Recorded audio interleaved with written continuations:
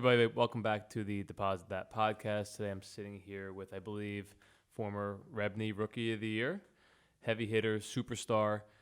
Before I give you his name, we have to do our theme song or entrance song. So, like, if you're going up to at bat playing baseball, you're getting ready to hit a home run, they play a song for you. So, I'm going to play this song that reminds me of you.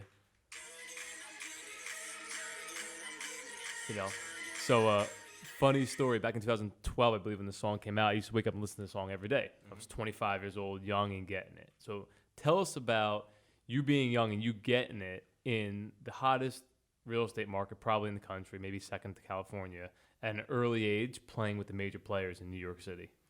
So I'll be very honest. In the beginning, it was quite tempting, and not so much that I was playing with heavy hitters. It was that I had almost like a one opportunity chance, and I had to take advantage of that. So my whole strategy was like I needed to pretty much figure out what my opportunity was, and that was a new development. So I said I need to learn everything I can, so when that one developer comes, I can hit that home run. Did you almost find that as like a wide open space for you to like hit the ground running, or did you pick the most? Obviously, development's very challenging, right? So you were like, not only am I going to try and broker deals, I'm going to enter a space to broker deals and sell development sites. Yeah.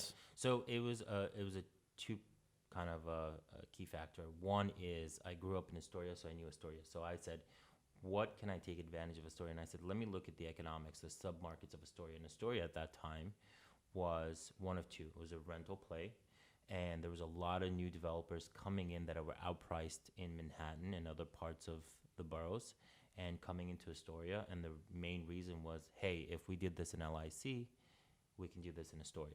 So I said, let me learn that. Let me learn my market, because I already am a specialist in that neighborhood. So my buddy who was on the third podcast of this show, Alex Wright, says he likes to this day being the sharpshooter of his marketplace. Do you agree with that theory? Yeah, I definitely agree. I'll tell you, and to go back to that second point is you really have to know your numbers, and that's what I excelled at. Coming from a background where medicine was kind of in our family, I took advantage of that. You dropped out of medical school, I believe you told me one time, right? Yeah. My brother finished, so there's at least one. There's at least one for two. One for two. That's still a good number. Interesting. Yeah, I dropped out for two reasons. One was I wasn't as passionate. I was good at test taking, but I wasn't passionate about it. Did you feel pressure from your family and parents to go to medical school, or you just thought you wanted to do it? I think that, them coming from an immigrant background, that was like the premier choice besides being, and they just wanted me to be safe and being able to take a diploma where I can go work, anywhere in the world. So it was more of a safety play than it was. So it was a safety play, and I don't blame them. It's not like they forced me. It's just that's what they knew. That's what they grew up knowing, and their first time immigrants. I'm a first generation as well, but like my parents didn't know anything better, and they just wanted the best. What was their reaction when you dropped out, or told them you dropped out? Do they know you dropped out yet, or not yet? So my dad actually was a little bit skeptical and wasn't supportive until he found out that I actually won the REBNY Award a year later. And made a couple $100,000. It made a couple $100,000, yeah. So then he was a believer. He was a believer because he saw me happy, not because of the actual number.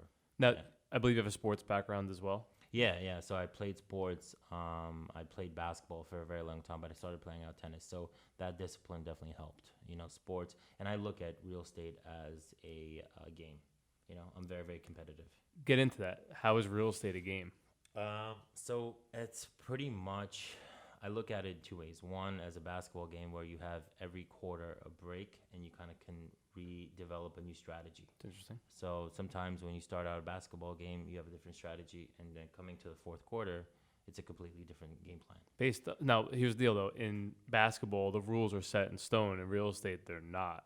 They're not, but what two key factors in new development that kind of separate everybody else, and one is the market is the market. So developers know their numbers, so you can't really try to skew anyone. You can't really. Well, I say real developers know their numbers. Real developers know. Real developers, and real investors know the gameplay. So you have to be on point. You have to be able to back that information up. So if you try to, trick someone into something, it's not working. Not going to work. It's not going to happen. Yeah. So one thing we like to speak about is, Josh and I spoke prior about opportunity zones, and a lot of people have gotten lucky in the market. The market's gone straight up from 2012 to 2017. It's been white hot, right? Real estate, stock market, everything. Overall, yeah. Overall, Yeah, like if overall. you haven't made money and you've been in the game for a while in the past Yeah. 7 years, like something's wrong, right? Or maybe you made one bad deal that wiped out all your winnings, if you will, or your earnings. You've obviously never experienced 2008 hands-on personally yourself because you weren't in the game, Yeah. right? No, I was not. So what advice right now, based on what you're seeing in the New York City marketplace, do you have for developers looking to now acquire new development sites, right? With the downward trend in rents, right? With some softening of the sales market. Talk to me about both strategy for new development rentals and new development condos right now. What are you seeing, and what's the advice that you're going to give people that want to get into that game? So, a lot of developers that have, and we can categorize developers as small-time developers, mid-level, and then, larger. Break that down millions wise. So, we usually do it by units. So, any small-time developer is looking at 30 units or less. A mid developer is looking anywhere between 30 to 100, and then 100 plus is big-time developers. So 30, Yeah. 100, 101 and up. Yeah, and Give or then take. the price points are you're looking at, what your investment is. So small time developers are going to be developing things, closer to $1 million or less on acquisition. Plus or minus. Yeah, plus or minus. Mid time developers, they'll go up to 10 million, and then anything bigger than that is 25 million, yeah, whatever. is higher. Yeah, Interesting. yeah, because the price of construction is relatively the same throughout. Bigger the project, usually cheaper the construction, though, right? Yeah, Because you're looking anywhere from $250 to $320 a foot. so you're actually looking at $320 price per square foot on the high on end. average, yeah, depending on the Finishings finishes, and so everything else. you go into Manhattan, that price is much higher. Sure. So what advice do you have for, let's say, I'm giving an example. Let's say you have 10 developers you're working with right now. Obviously, inventory is low. Land prices are high, right? The New York City buildings department, we all know it's a pain in the balls, Mhm. right? Someone finds this beautiful gem piece of land. Someone passed away, and the family estate is liquidating it. They're selling it, right? Mhm. For about fair market value, maybe a little bit under. Okay. Do you tell them don't buy it at current fair market value because here's where the market's heading, or here's where inventory is, or here's where we're seeing a softening? Or how are you analyzing a deal right now, knowing that there's a downward trend coming in that particular market? So we'll take, for example, Astoria, and then we'll compare it to an outside market somewhere in Westchester, like White Plains or Mount Vernon, for example. We talked about Mount Vernon earlier. Yeah, so we can use that as an example, just because we have we have two projects in Astoria coming up, and then we have two pieces of land one in Riverdale. Condos or rentals? So the play is rentals in Mount Vernon. In Riverdale, we ended up selling the building. Oh wow! Yeah, nice. before we even rented anything. Wow. Yeah. Huge. So, and I'll get into that a little bit, but the biggest factor that we're looking at is absorption rate, target market audience, like who's our market? Yeah, who are we renting to? Yeah, who are we renting to? How quickly we can absorb that crowd, and is that crowd willing to come here if we put A, B, and C amenities or A, B, and C finishes? You're almost building a product to attract clientele. Yeah. So Astoria was attractive to 4 sets of classes: people who are commuters, people coming from Long Island, Jersey, and you have people who lived on the Upper East Side and were getting outpriced. A $3,000 1-bedroom in Astoria is brand new compared to run down, walk up. Yeah. So you have that, and you can't. So it basically came back to do you want to have nice calf muscles or do you not? That's right. Yeah, but it's also people who are like, you know what? I understand. I was like, why wouldn't you live in Astoria? It's 15 minutes away from Midtown, and that's the same thing for the Upper East Side. Yep. So we had our demographic, funny enough, was people who were getting outpriced of apartments like TF Cornerstone buildings that were just, hitting you with 5 to 8% rent hike. Sure. And we were rent stabilized and we were luxurious. So that's the market. Financially makes sense. Yeah. So that's the market that we saw. So it's specific factors. I think absorption plays big, and I think target audience plays big. So it's not really the price per square foot that's important, as long as you can see that return. So you almost sounds like you're almost forecasting the trend. Like I've always said, like follow the train line, right? So I'm giving an example, crazy example. Like if you go into Jersey, like all right, Hoboken, Jersey City, Bayonne, then it's like, well, what's the next train stop, right? Kind of sounds like that's what you're doing on your end, where you're like, hey, Mount Vernon right now isn't the Taj Mahal, but Yonkers and White Plains are, and Mount Vernon falls in between look those at two. Harrison too. Even Harrison, Yeah. crazy money. Crazy So you're almost like, hey, let me just build this economy. Let me build this rental building and then create the economy around it because it's going to attract the right people. Agreed. I mean, By right people, I mean people that can afford a Yeah. more luxurious product. if you look at history, I mean, all the major cities back, in the 10s and 20s and 30s, crazy, like they were all built around railroads. Yep. Transportation. Transportation. So, and if you look at Astoria, 21st Street and all the, Midtown Tunnel and all that, were all shipping lanes for trucking, right? Wow. So easy access to a lot of the big highways to go to the rest of the country. So that's an advantage. When you're 15 minutes away from Manhattan, that's a selling point. Yep. Absolutely. That's a huge selling point. And people want to feel included. They want to be part of that Manhattan lifestyle. So if you can offer that lifestyle at a cheaper rate and still have that 15 to 20 minute time frame to go to work or wherever you want to go, why not? It works. Are you seeing inventory on the market sitting right now? It depends. So that's a great question. It depends on price point and it depends on location. So Astoria is astronomically absorbing condos, and that is because it's a rental neighborhood. Okay, there's a lot of Greek and Italian developers in the past who just kept rental buildings, and it's about 80% rental. Serious? Yeah. So wow. So two big number. Yeah. So two factors that hold new development, especially in Astoria, the condo market, is because you don't have much of a competitor. You have There's only 20%. There's only 20%, and that 20%, most of it is new development anyway. What do you know what that percentage is in Manhattan by any chance? Rental to, I mean, give or take, if you had to guess. It gets a little bit tricky just because there's a lot more NYCHA, co-ops, co-op stuff. So like, where do you factor that in? Right. Where do you put it? But I think that It's definitely not 80-20. Yeah, no, it's not 80-20. I think the biggest differences are in Brooklyn and in Queens. Interesting. So if you see the most ground up new development, I would say Brooklyn, Queens, and Jersey. Parts of Hoboken, parts of Jersey City. Sure. Even some parts of Fort Lee. You see that. Yeah, it's happening. Yeah, it's happening, and that's all accessibility. I mean, if you look at what Jersey has done on the waterfront, it's crazy, ridiculous. Yeah. I mean, it's going to keep getting better, too. It's going to keep getting better, yeah. Now, where are you seeing money come in from right now? As far as foreign money? Yep. What areas?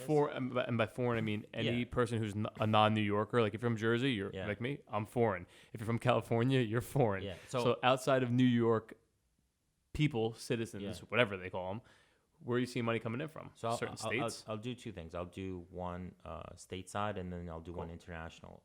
If you follow what happened to New York from, I would say, the 90s to about now, it was at one point Russian money, then Saudi money, then South American money, then Chinese money came in. And slowly but surely, there was always a different group of individuals. And that also has an effect on what is going on in their countries. Correct. If banks are closing, more turmoil. Yeah. So I like to say that New York is a really good safety deposit box, especially real estate. It's buy it and hold. Yeah, it's buy and hold. And you rather have that money in a liquid asset property that's appreciating than in your own country's bank. Sure. I mean, no offense. Yeah. Stateside, and just to answer your question, we see a lot of money still coming in from Asia. Still. Malaysia as well. Still. Yeah, Malaysia, Everyone India. talks about like, oh, it dried up. No one's coming back. No, people are still coming in. Just not as much. Yeah, not as much, but you see a huge uptake and you can see big cities like Shanghai, where they're like Shanghai is one of the most richest price per square foot places in the world. Right. Like the richest. And they're bringing money here. And they're bringing money here, but then people are also funneling money over there. So people will be selling there, bringing money here. So you have to look at big cities, global cities, and New York is one of them. What about stateside? Stateside, I would say it's interesting where we get people, but we get people, funny enough, from Florida. And the biggest difference is trying to convince... Like Miami, Florida, or like... no, outside of like Hollywood, Florida is big. Yeah, Fort Lauderdale. We're looking at people from Tampa side, from St. Petersburg. And these are all like not developers, but sort of groups of individuals who funnel money together. So much big money down there. So much big money. Yeah. And then Texas is another. So much big money, multifamily money. And they come here, and the biggest problem I had to convince them is that No beach. no, 20% there is like 3 or 4% here. Wow. Of Serious? return on investment. Yeah. So it's like hard to convince them that, and they're like, we want something 15%. I said, Hey, well, good luck. So is everybody else. yeah, and I was like, that's what everybody wants. It's not going to happen here, and if it does, it's only new development. Right. And that's And you have to where it get gets- lucky almost. Yeah, you have to get lucky. I mean, new development is where you can make the most amount of return. You also lose everything. You also lose everything. It's tricky. It's not. Yeah. It's not for everyone. Yeah, there's no perfect formula for it. There's so, no. So I see California. Here's my theory, right? So 3 years ago, I said, sell New York, buy New Jersey, just because rates were low. I saw people cashing out. I saw a lot of big money changing hands, et cetera, et cetera. After the run, a lot of people in Manhattan made a big run on real estate, right? Over the past 7 to 9 years. You saw it yourself, right? From when you started to now. So I'm like, okay, well, what's the catalyst going to be? You hear Chinese are not putting more money in, New York City laws, regulations, which we'll get into later on. I'm like, well, what's the catalyst going to be? And then all of a sudden, tech companies, Google, all these companies from out west, California, started coming out East Coast. Oh, East Coast Studio, East Coast Netflix, whatever. Now I'm like, wow. I'm like, all these salaried early employees at these tech companies are coming into big IPO tech money in their stocks. Everyone wants to be in New York City. I don't care who you are, what you are. I don't care if you hate New York City. You want to have a presence. You want to say, it's like, all right, you got a Rolex? Awesome. Everyone wants to have a Rolex. Well, everyone wants New York City real estate. Yeah. So I believe that's going to be the new wave of money resurgence coming in, is once all these tech companies IPO and all these millennials come into $2 to $10 million plus or minus, they're going to buy a place on the East Coast. Yeah. Are you seeing that? Have you seen that yet? I know Brooklyn had it. We've seen it, and we've seen it a lot from different markets. Like we've seen it from Texas, Houston. We've seen it from St. Louis, from Chicago, from Midwest. And it's old school smart money, old right? school smart money, yeah. But what it is like now their kids are young and they're new and they don't want to be Midwest. They don't want to be in that They need atmosphere. the action. Yeah, but I also see a lot of like Silicon Valley money. I mean, Silicon Valley would not be anything if it wasn't for those big companies. Correct. And that real estate was priceless. Garbage. It was garbage. Yeah. And now San Francisco is Can't touch it. one of the most expensive cities, to live in. More expensive than New York. Right. But that's because it's proximity to Silicon Valley, the fact that there you have huge hedge funds, you have huge tech companies, and all those people are working there. I mean, the average salary for someone at Google coming in was probably around $150, and that's why there was a huge craze in New York. It's like, oh, we want Amazon, oh, we want Google, oh, we want this, we want that. That's interesting. Talk us through the Amazon deal, how it failed, your opinion on it, and the price surge that we experienced. I know I experienced it from people calling me up that you saw overnight. And then, unfortunately, when the wind got lit out of the sails, what the aftermath was like. I think it had quite a few factors. One of them, and I speak about this very openly, there were so-called representatives of the community who wanted their 15-minute shine, and they thought that they could be the liaisons between Amazon and the community. And I think that's where they got greedy, and I think that's one factor of it. The other factor is they were looking at ways to bash Amazon. They're like, you know what, they haven't paid any property tax in X amount of years. But they didn't realize what the infrastructure they brought in or what they could bring in. And I said, well, you have to think about it both ways. The spending alone from the people they brought in would boost the economy. I'm like, you have a completely new infrastructure in the next 10 years. Right.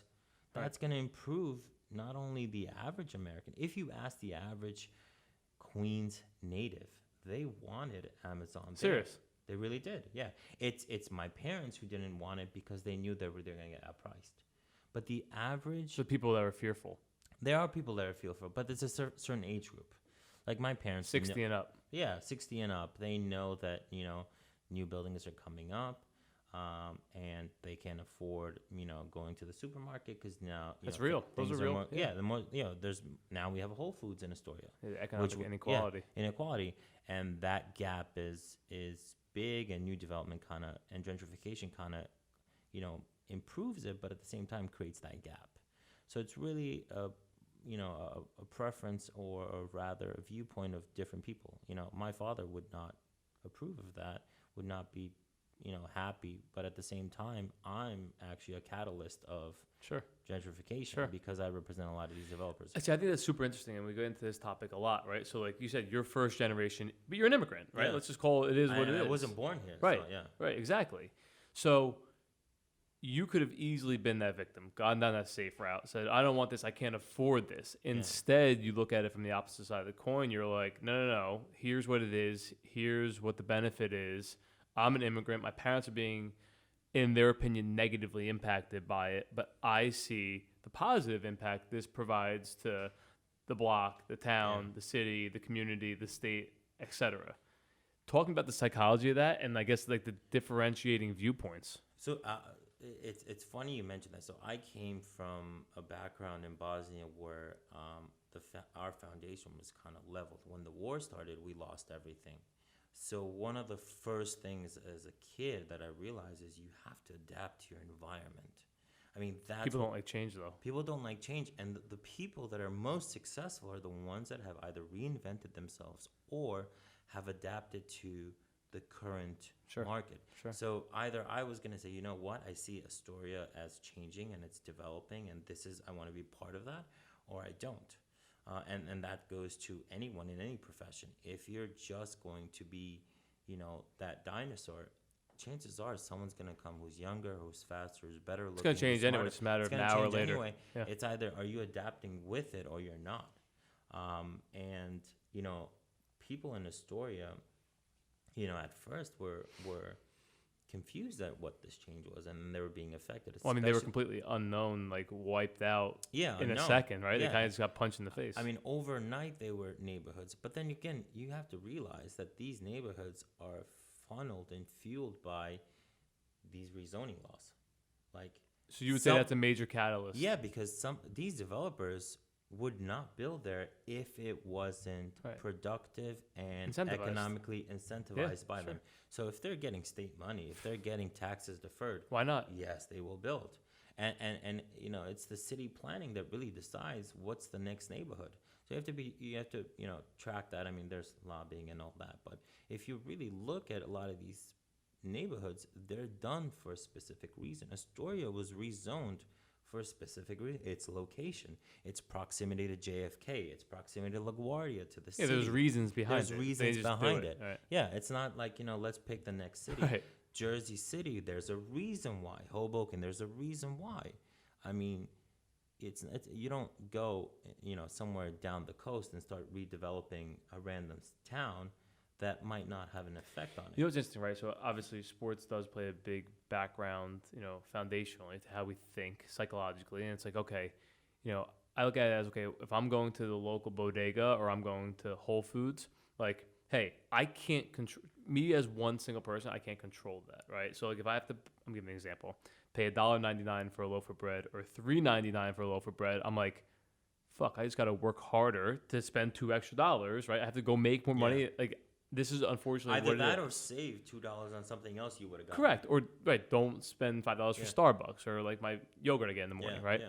Now, when you go back to sports, and I say it's like kind of sick and sad to say, but like that's like me going up to somebody in a race, them running faster than me, and me being like, well, they're faster than me. Like I don't want them to be faster than me. Like slow down. No, they don't have to slow down. I have to speed up if I want to compete, right? Yeah. Now listen. Inflation, cost of living, like that's a real problem in America today, right? Obviously, as you know, you had the old school 70, 80, 90, 100-year-old people, originals that were in Astoria that can't afford to even walk around and shop and eat anymore. Yeah. And I get it. That sucks. It's changing, but it's changing everywhere. And America, the government is really the one, in my opinion, creating that problem because they're devaluing the dollar, right? For the most part, plus or minus. I think they're devaluing the dollar in one sense, but I also think that they can incentivize and they can value a parcel of land. So like if it wasn't for rezoning laws, the value of that land or the air rights would not be that value. It would never go up. It would never go up. If the city said, well, you can't build anything more than a 2-story here, the value of that land is not worth anything. Yep. You understand? So it's really up to them, and they kind of decide what the next map is, like how the city's changing, and not just New York. I'm talking about across all metropolitan cities across the entire United States. I mean, that's what gentrification is. How do you think the new rent laws that have just been implemented, or what have you seen so far, chatter on the street from your investors and people you work with? What have you seen from a negative side of how they're going to impact the overall New York City real estate market? I mean, I can tell you that people that I've spoken to, very smart, high net worth individuals, are like, great, now every single New York City landlord is going to become a slumlord. I think that, so I can't really quote on that. We do have rental accounts that are being affected by that. And we are still kind of figuring out how this law is going to play specifically. Yeah, it's going to take 6 to 12 months. Yeah. And feel it. look, a lot of people were confused when the new 421 Affordable Act came in Right. for new development. On the bad end, it's going to affect these developers these landlords who bought homes, 40, 50 units back in the 80s and 90s for 40, 50K, and now are like, what am I going to do? I don't necessarily think it's going to affect a lot of landlords, because they've already, paid off this building. What it is going to change is how they're going to be renovating these apartments. And valued. Right? So if you cap a value, then they're going to be like, so what's the point of me Right. Why put reinvesting $200,000 into it? Yeah, When I'm only going to make $10. Exactly. So you're probably not going to see a turnover of apartments being fixed up or brought to, current conditions. Which then causes tenant complaints, 311, and everything else. Which is where you might potentially not see lords, but that type of like environment. And they're looking at it economically. They're not looking at it, well, I'm not going to change this. It's just like, if I change it, will I get a return? Just like anybody else. No one's in the business to lose money. But on the other side of the coin, new development has no effect on it. And in fact, it actually forces people who are building to go the condo route. Sure. Have to. Yeah, have to, because that's the only thing that makes sense. So is New York City and state doing this where they want forcing more first-time home buyers? Maybe. We'll see.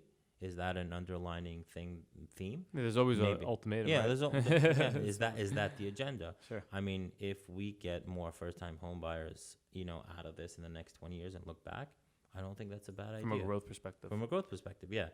I don't think people are addressing that positively just yet. I've never heard that theory before, actually. It's an interesting perspective. Yeah, but I'm just saying, like, what it has to there's good and bad from anything.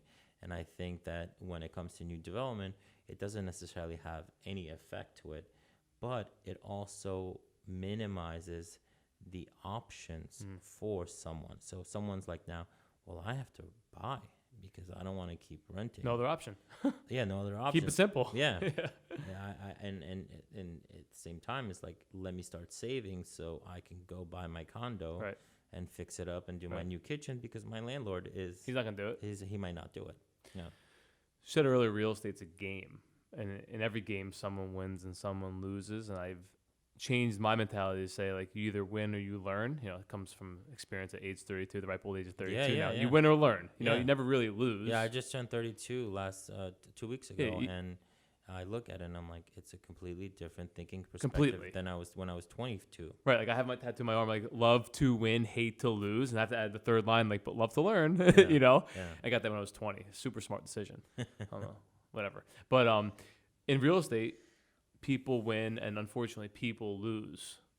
In your opinion, over the next 12 to 18 months, who loses?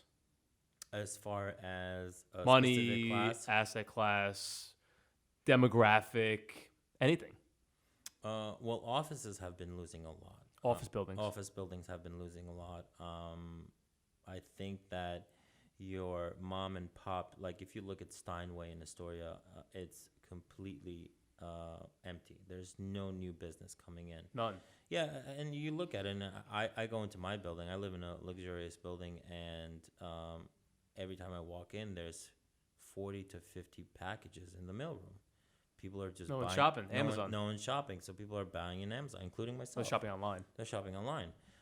It's just more comfortable. It's easier. Free shipping half time. So people are incentivizing. Like, why would I go You out? store your credit card. You don't have to actually swipe it. You You press a don't have to button. You swipe don't realize it, you're yeah. actually spending money, and Yeah. then something shows up at your doorstep. Yeah, and it's crazy, but people are doing it. So I think the biggest losers, sorry, the biggest losers here are going to be people who and particularly landlords who have kind of been doing the same thing for the last 20, This is 25 the way we've years. always done it. This is the way we've always done it. If it works, we're not going to change it, and that's fine.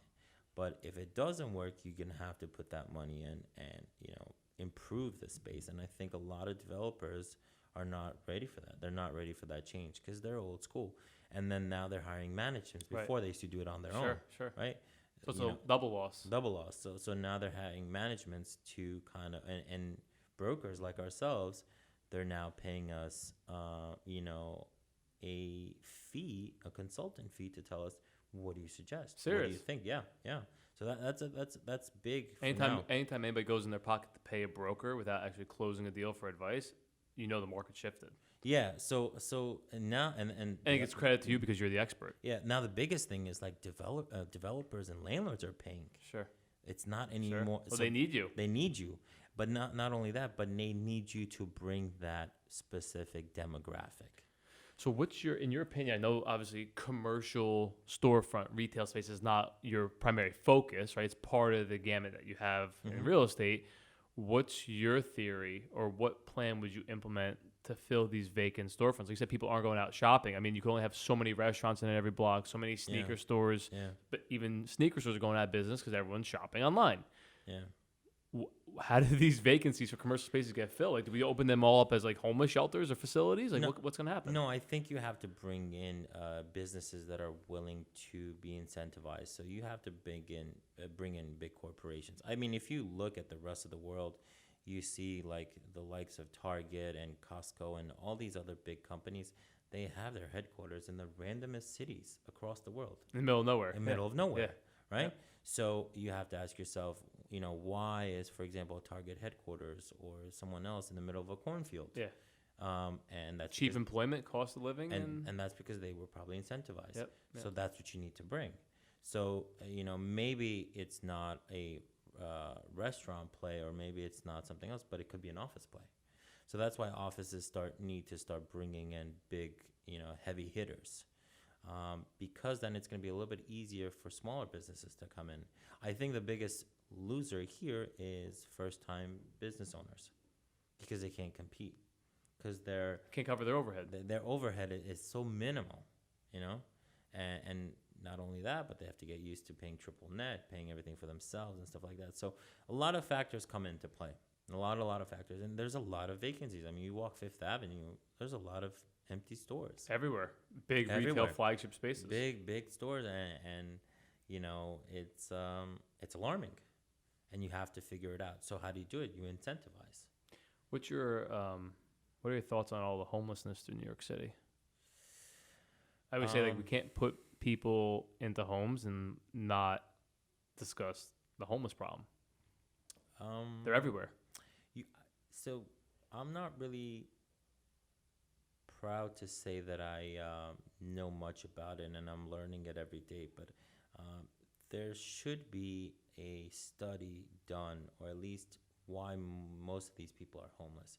Is it because of finances? Or choice. Or is it because of choice?